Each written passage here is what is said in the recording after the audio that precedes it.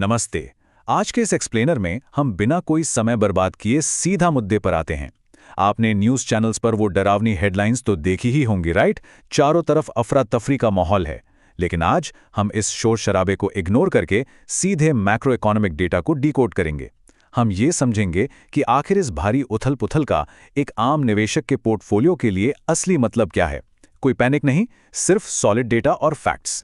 तो इस पूरे सिनेरियो को डिकोड करने के लिए हमारा आज का एजेंडा कुछ ऐसा रहेगा। सबसे पहले 2026 के बाजार की सुर्खियों को समझेंगे। फिर भारत में सोने और तेल की भारी मांग पर बात करेंगे। उसके बाद फॉरेक्स रिजर्व पर जो दबाव है उसे देखेंगे। फिर 4 निवेश रणनीतियों की तुलना करेंगे और आखिर में डाइवर्सिफिकेशन की ताकत को समझेंगे। चलिए शुरू करते हैं। चलिए पहले सेक्शन की तरफ बढ़ते हैं। 2026 के बाजार की सुर्खियों को समझना। देखते हैं कि आखिर वो कौन से डरावने आंकड़े हैं जिन्होंने सबकी नींद उड़ा रखी है। डेटा बिल्कुल क्लियर है और सच कहूं तो थोड़ा चौंकाने वाला भी। एक तरफ जहां सोना 13% ऊपर है और कच्चा तेल तो भयंकर 77% की छलांग लगा चुका है, वहीं दूसरी तरफ इक्विटी यानी सेंसेक्स और निफ्टी में 11% की गहरी गिरावट आई है। जरा सोचिए, जो चीजें सेफ मानी जाती हैं वो आसमान छू रही हैं और जहां से ग्रोथ आती है वो तेजी से नीचे जा रहा है। तो मार्केट में घबराहट होना तो बिल्कुल लाजमी है ना।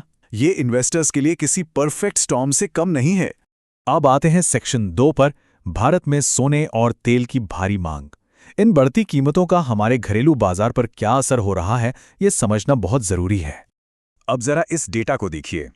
ये अंतर इतना बड़ा है कि लगभग हास्यास्पद लगता है। हमारे देश में सोने का अपना उत्पादन साल भर में मुश्किल से 1 से 1.5 टन के बीच होता है, बस इतना ही। लेकिन इसके बिल्कुल उलट, सिर्फ एक महीने में यानी जनवरी 2026 में हमने पूरे 99 टन सोने का आयात किया है। जी हां, एक महीने में 99 टन। ये विशाल अंतर साफ बताता है कि हमें सोने की कितनी भूख है और हम इसके लिए बाहरी बाजारों पर किस हद तक निर्भर हैं। और प्रॉब्लम यह है कि ये सारा सोना हम बाहर से मंगाते हैं, जिसकी पेमेंट डॉलर में होती है। तो अपने डॉलर रिजर्व को तेजी से खाली होने से बचाने के लिए सरकार ने एक बहुत सख्त कदम उठाया है।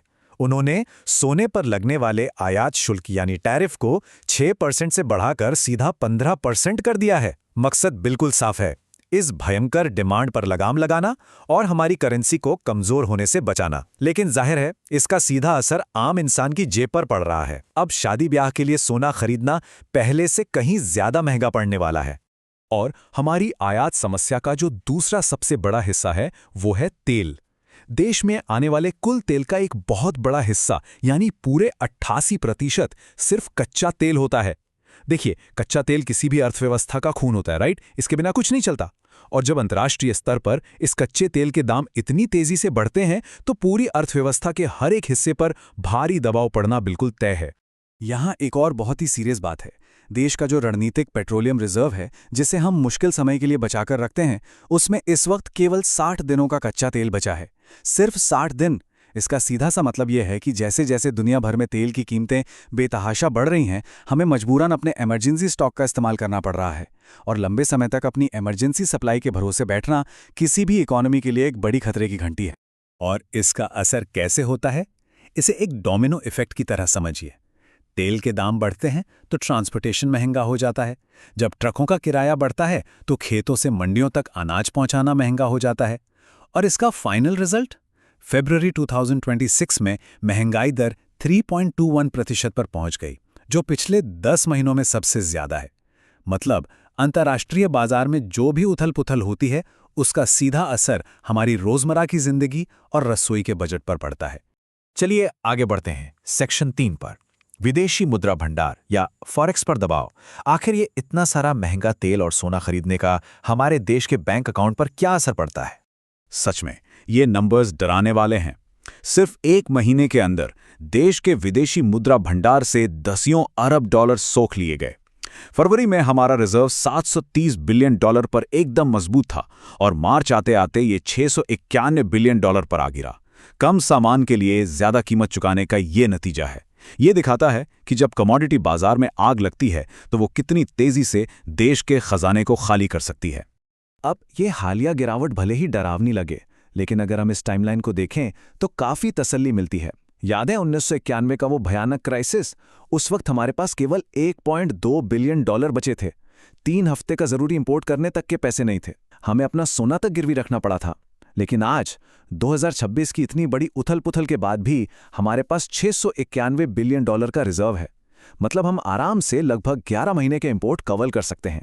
ये साबित करता है कि आज की हमारी इकोनॉमी 1991 के स्ट्रॉमा के मुकाबले कहीं ज्यादा मजबूत और लचीली है। अब आते हैं सेक्शन 4 पर, निवेश की 4 रणनीतियों की तुलना।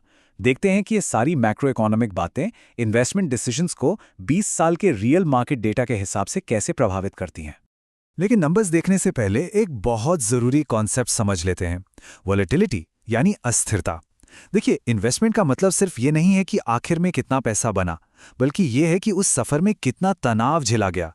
जब पोर्टफोलियो अचानक नीचे गिरता और दिल धक से रह जाता ना, बस वही वॉलेटिलिटी है। इन्वेस्टिंग सिर्फ रिटर्न के पीछे आंख बंद करके भागना नहीं है, ये रिस्क और रिवॉर्ड को सही से बैलेंस करने का नाम है। अब इस 20 साल के डेटा को देखिए। अगर 1 लाख रुपए लगाकर हर साल 33,000 इन्वेस्ट किए गए होते तो सबसे ज्यादा रिटर्न सिर्फ सोने में दिख रहा है, पूरे 1,22,00,000। लेकिन रुकिए, यहां एक बहुत बड़ा कैच है। ये जो इतना शानदार नंबर दिख रहा है ना, ये 2025 और 2026 में सोने के दामों में आई अचानक तेजी की वजह से काफी बायस्ड है। दूसरी तरफ एक डाइवर्सिफाइड पोर्टफोलियो ने 80 लाख का शानदार रिटर्न दिया है, वो भी बहुत कम, सिर्फ 10.49% की वॉलेटिलिटी के साथ। तो आइए हमारे आखिरी सेक्शन की तरफ बढ़ते हैं, डाइवर्सिफिकेशन की ताकत। चलिए देखते हैं कि जब हम इस शॉर्ट टर्म मार्केट बायस को हटा देते हैं तो असली और लॉन्ग टर्म तस्वीर क्या निकल कर आती है। ये देखिए, जैसे ही हम पिछले 1-2 साल के सोने के उस असामान्य उछाल को डेटा से हटाते हैं, पूरी कहानी ही बदल जाती है। एक डाइवर्सिफाइड पोर्टफोलियो 48 लाख के साथ सोने के 43 लाख को पूरी तरह पीछे छोड़ देता है। और सबसे कमाल की बात, इसकी वॉलेटिलिटी सभी ग्रोथ स्ट्रैटेजीज में सबसे कम है, सिर्फ 8.79%।